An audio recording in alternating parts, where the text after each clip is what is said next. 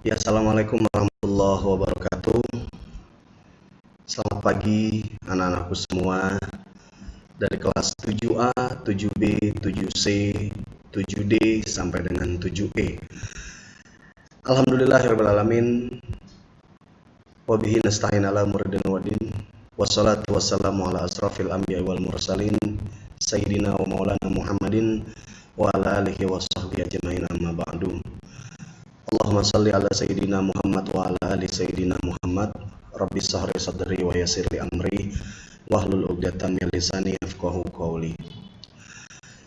Puji dan syukur Bapak panjatkan kehadirat Allah Subhanahu wa taala atas segala limpahan nikmat, taufik, berkah dan hidayahnya sehingga hari ini kita dapat bertatap via online lagi. Ya anak-anakku semua, nggak apa-apa, yang penting harus semangat ya, harus semangat belajarnya dan juga tetap mematuhi protokol kesehatan, selalu belajar di rumah sampai nanti kita bertatap muka di sekolah. Mudah-mudahan dalam waktu dekat ini kebijakan pemerintah mengabulkan bertatap muka ya, jadi kita nanti bisa ketemu lagi ya, bisa berhadapan langsung di kelas, berkumpul dengan teman-teman, tetapi harus tetap menggunakan masker, hand sanitizer, pokoknya protokol kesehatan nggak boleh dilupakan. Tetap semangat ya semuanya ya anak-anakku semua. Salawat dan salam Bapak panjatkan kehadirat Nabi Muhammad SAW kepada para sahabat dan keluarga hingga yaumil qiyamah. Insyaallah kita selaku umatnya dan mendapatkan syafaat dari beliau. Amin amin ya rabbal alamin. Ya, baik, pada hari ini Selasa 11 Agustus 2020 kita berjumpa kembali dalam pelajaran bahasa Indonesia. Setelah minggu lalu kita sudah belajar mengenai hakikat, pengertian, unsur, dan juga ciri dari teks deskripsi. Pada pertemuan hari ini, pagi hari ini, Bapak akan membahas ya, kita semua akan belajar mengenai struktur dan kaidah kebahasaan dari teks deskripsi. Jadi Bapak mohon diperhatikan dengan baik ya, buku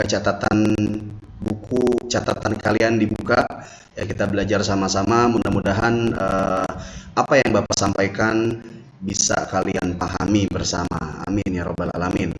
Ya baik, tanpa berpanjang lebar ya, biar nggak terlalu lama, langsung saja hari ini Bapak akan membahas fokus kepada struktur dan juga kaidah kebahasaan teks deskripsi. Ya, silakan dibuka bukunya. Setelah kita kemarin pelajari tentang hakikat deskripsi ya, pengertiannya, unsur dan juga ciri-cirinya ya. Selamat pagi semuanya, semangat belajar hari ini ya, kita harus semangat. Mudah-mudahan kalian dalam keadaan sehat semua. Bapak selalu mendoakan kalian dalam keadaan sehat walafiat di rumah. Amin ya rabbal alamin. Ya, sebelum Bapak membahas mengenai struktur ya,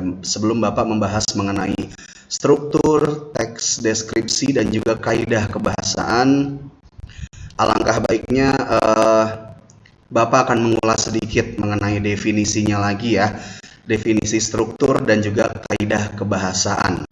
Nah, kira-kira kan kalian kan pasti kan bertanya-tanya ya, apa sih struktur itu atau apa sih kaidah kebahasaan itu? Ya, jadi Bapak akan jelaskan secara umum. Boleh kalian catat ya sebagai bacaan kalian nanti untuk menghadapi ujian tengah semester. Oke, baik, ini definisi struktur dan juga kaidah kebahasaan ya.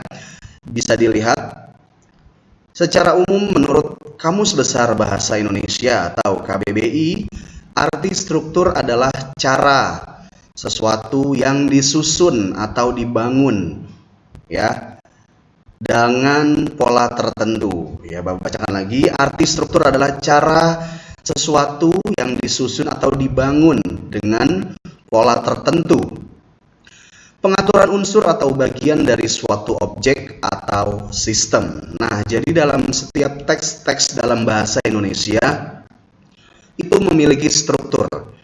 Ya, agar kenapa?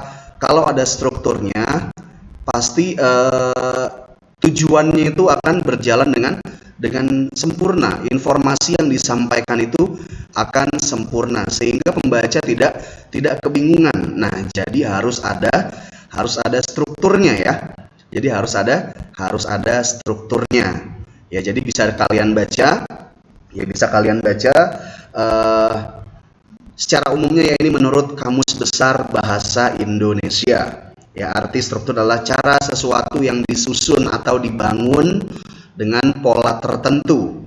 Pengaturan unsur atau bagian dari suatu objek atau sistem. Nah, karena ini kita membahasnya teks deskripsi, berarti satunya objeknya itu harus fokus. Oke, baik.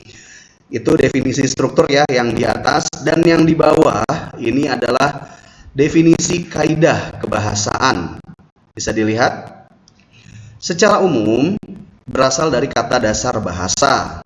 Kebahasaan memiliki arti dalam kelas nomina atau kata benda. Nomina itu kata benda ya, yang merujuk pada kata benda.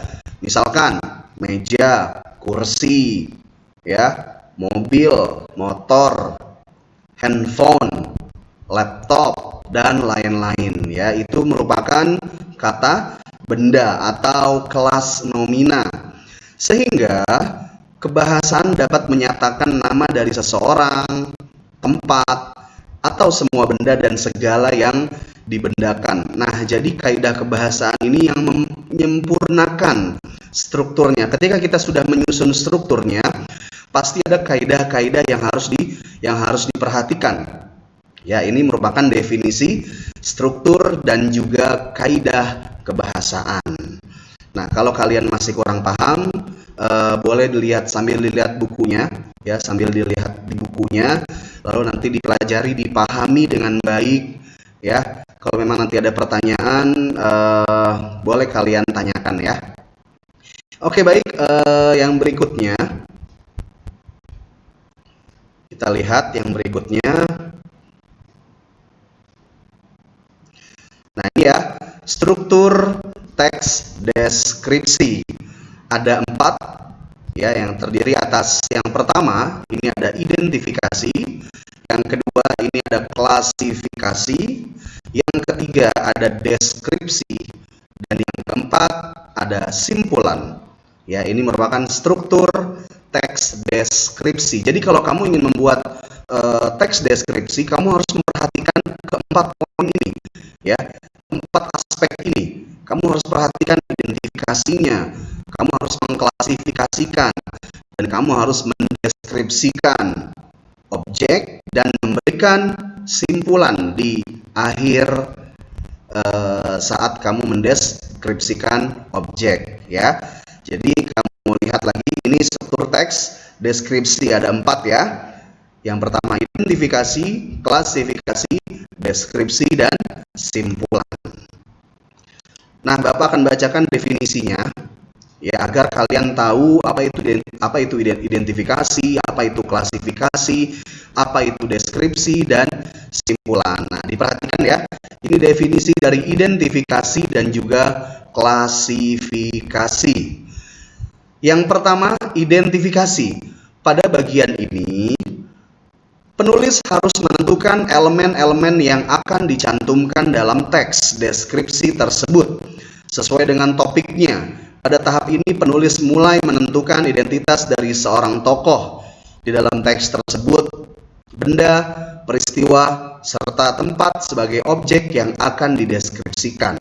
Nah, jadi ketika kamu ingin mendeskripsikan sesuatu atau mendeskripsikan objek, kamu harus mengidentifikasi. Misalkan kamu ingin mendeskripsikan iPhone 11 Pro Max ya, kamu ingin menjelaskan nih kepada teman-teman kamu, kamu harus melihat dulu handphonenya, kamu harus mengidentifikasi apa yang harus dijelaskan nanti. Itu masuknya ke dalam identifikasi. Misalkan Bapak ada contoh, ini ada handphone ya, misalkan ini katakanlah iPhone 11 Pro Max ya, katakanlah ini iPhone 11 Pro Max. Nah, yang harus kamu identifikasi pertama bentuknya ya. Bentuk bentuk dari handphone ini, ya.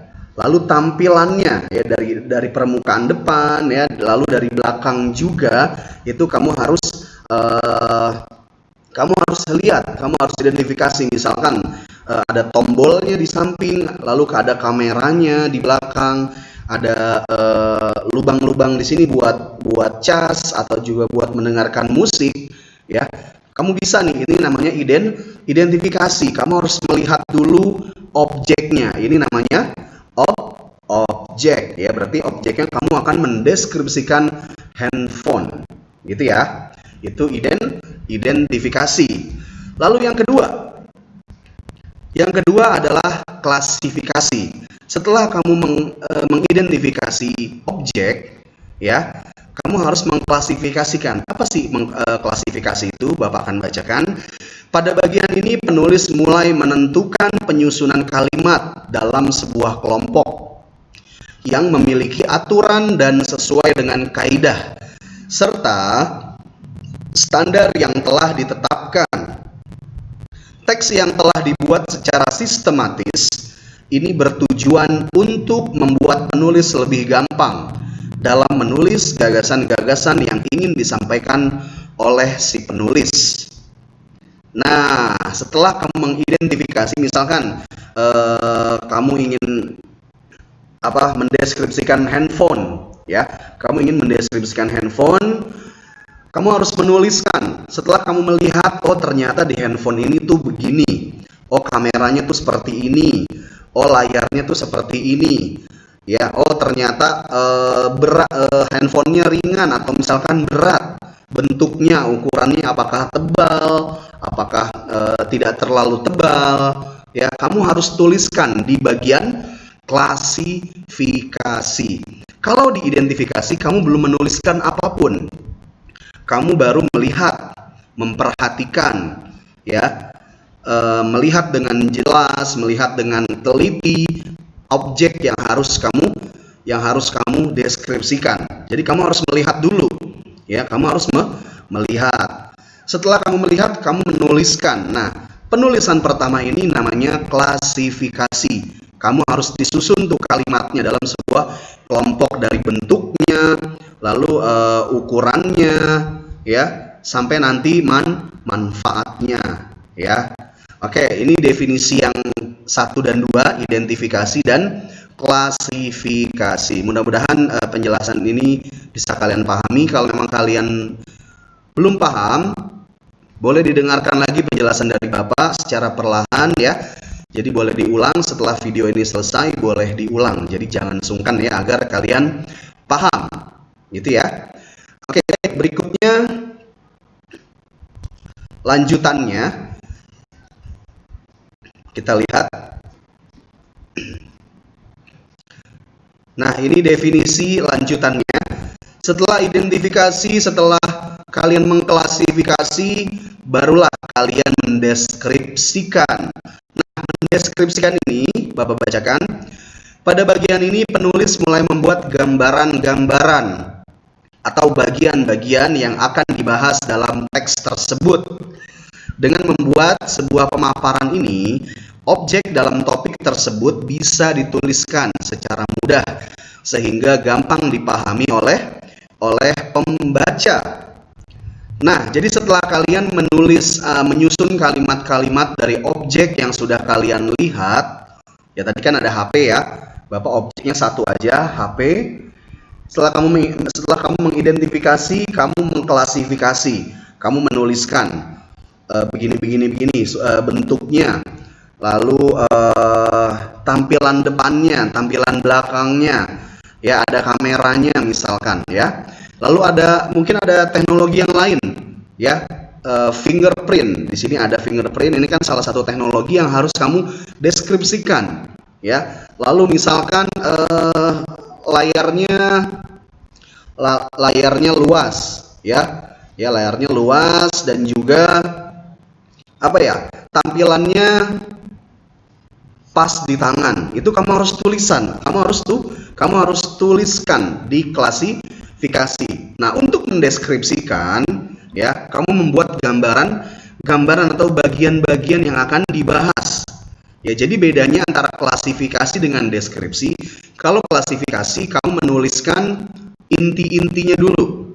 Ya, inti-intinya yang harus kamu deskripsikan. Misalkan aku ingin oh berarti dari handphone ini kamu tulis bentuk.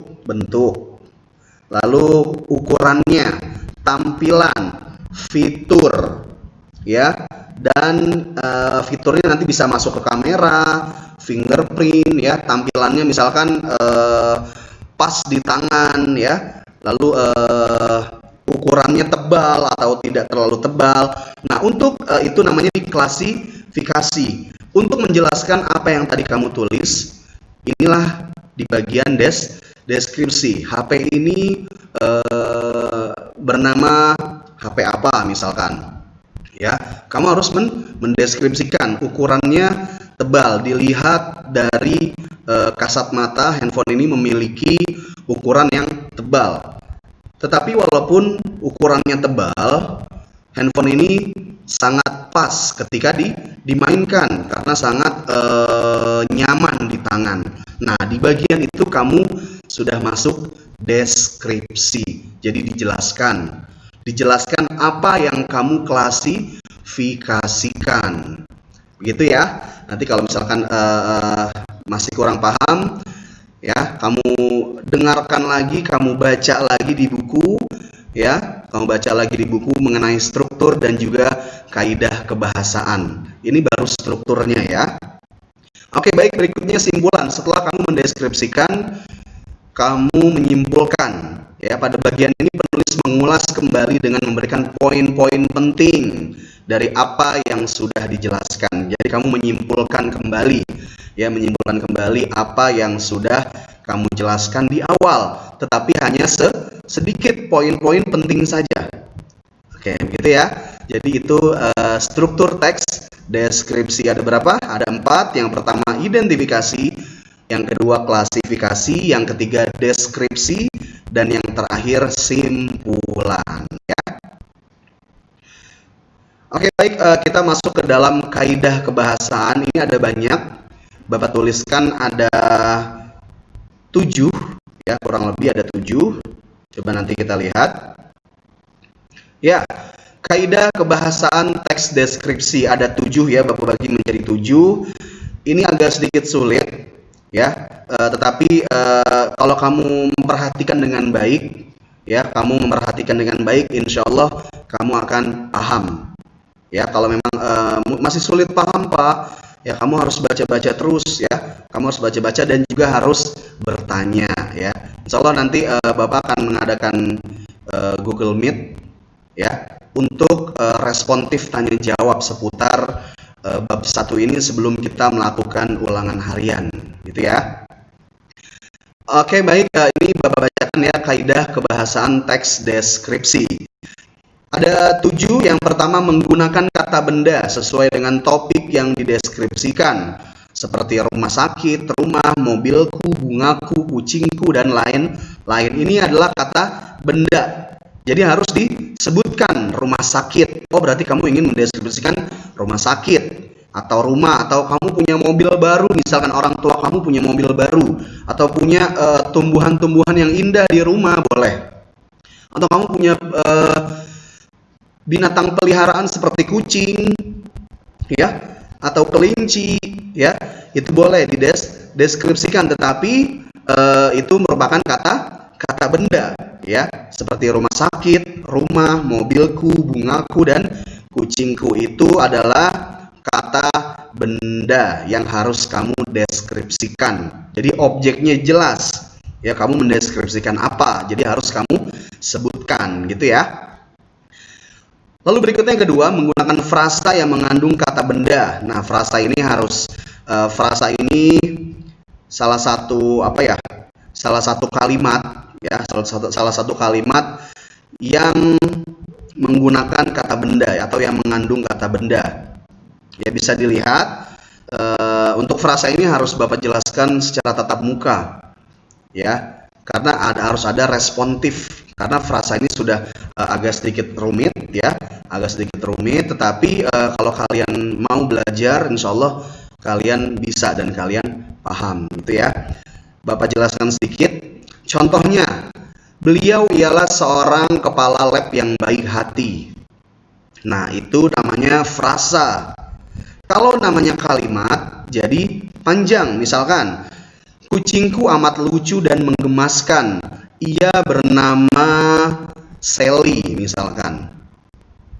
Nah, itu namanya kalimat. Tetapi kalau frasa, cukup sampai sebelum tanda titik. Kucingku amat lucu dan menggemaskan. Lanjutnya, bungaku tumbuh dengan indah. Kalau menjadi kalimat, menjadi seperti ini. Bungaku tumbuh dengan indah di halaman rumahku. Itu namanya kalimat. Tetapi kalau dijelaskan bungaku tumbuh dengan indah saja, itu namanya frasa. Itu ya untuk kaidah kebahasaan teks deskripsi. Lalu berikutnya mengandung kata sifat. Yang sifatnya itu menggambarkan sesuatu seperti dua siswa rajin, 3 kaos kaki putih, dan lain-lain. Itu kata sifat. Misalkan adikku cantik sekali, ya. Lalu pacarku ganteng sekali, kucingku lucu sekali. Ya, berarti sifat. Jadi sifat yang dideskripsikan dalam menggambarkan objek. Ya, misalkan kamu menggambarkan objeknya itu kucing, ya. Atau misalkan yang tadi ya, HP misalkan ya. Misalkan HP, handphoneku indah. Misalkan handphoneku cerdas, ya. Handphoneku cerdas. Cerdas itu merupakan kata sifat. Gitu ya. Jadi harus ada kata sifat yang menggambarkan objek yang kalian bahas. Oke, yang berikutnya baik. Mengandung kata kerja transitif untuk dapat memberikan informasi subjek seperti siswi itu mengenakan seragam coklat. Ya, jadi kata kerja ini untuk memberikan informasi kepada subjek atau si pelaku, gitu ya, kepada si pelaku. Ya, misalkan gimana ya? Misalkan kamu mendeskripsikan handphone, ya. Lalu kamu yang menggunakan handphone ini sebagai objek ya. Handphone ini sebagai objek. Subjeknya kamu yang melakukan, kamu yang memainkan. Itu kamu tuh subjek. Misalkan Andi memainkan handphonenya di taman. Andi berarti sebagai subjek, dan handphonenya ini sebagai objeknya. Nah, seperti itu ya. Untuk menggunakan kata kerja transitif yang memberikan informasi kepada si subjek atau si pelaku. Lalu yang berikutnya, mengandung kata kerja, perasaan atau pendapat dengan tujuan ialah mengungkapkan sebuah pandangan pribadi si penulis mengenai atau tentang sebuah subjek. Seperti saya pikir itu adalah ayam cerdas. Saya yakin baju itu murah. Nah, ini kata kerja ya. Jadi kata kerja ini seperti kata bantu untuk menghubungkan antara subjek dengan objek itu menjadi satu. Ya, contohnya tuh ya, mana yang tadi? Saya pikir itu adalah ayam cerdas, atau saya yakin baju itu murah. Nah, kalau kata kerjanya itu yakin, ya, bentuk kata kerjanya itu ya yakin. Kalau tidak ada kata kerja, saya baju itu murah. Seperti itu. Jadi tidak sinkron, tidak nyambung. Jadi harus menggunakan kata kerja, gitu ya. Untuk menggunakan kaidah kebahasaan ini, jadi kamu harus menggunakan kata kerja. Nah, yang berikutnya, yang keenam, mengandung kata keterangan dalam memberikan sebuah informasi tambahan mengenai suatu objek seperti dengan cepat atau lambat, ya, dengan ini salah satu kata tempat atau kata keterangan. Ya, jadi keterangan itu bisa keterangan waktu, bisa keterangan tempat, dan juga keterangan suasana. Jadi kata keterangan terbagi lagi ya menjadi 3. Yang pertama kata keterangan waktu, tempat, dan juga suasana. Ya, itu untuk menggunakan kata keterangan. Oke, baik, yang terakhir, mengandung bahasa kiasan, merupakan sebuah perumpamaan atau metafora. Seperti kulitnya putih bersih seperti kapas putih ini makna kias. Jadi kamu boleh kalau bahasa anak mudanya, bahasa modernnya itu apa ya? Bahasanya lebay atau bahasanya puitis ya, karena dia menggunakan bahasa kias atau makna kias. Kulitnya putih bersih, bak kapas putih. Wajahnya cantik, bak mutiara. Ya, wajahnya cantik seperti mutiara. Ya, seperti berlian. Jadi kamu mengibaratkan. Ya, ini boleh digunakan dalam kamu mendeskripsikan objek. Jadi harus boleh menggunakan makna kias agar maknanya itu lebih mendalam lagi. Itu ya, baik ya, sampai sini pembelajaran kita hari ini. Mudah-mudahan sedikit yang Bapak sampaikan kalian bisa pahami. Kalau kalian masih belum paham, boleh diulang-ulang video Bapak ini, silakan ya, sampai kalian benar-benar paham.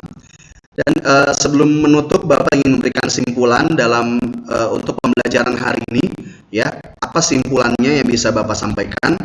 Ini boleh dicatat simpulan dari pembelajaran kita pagi hari ini ya.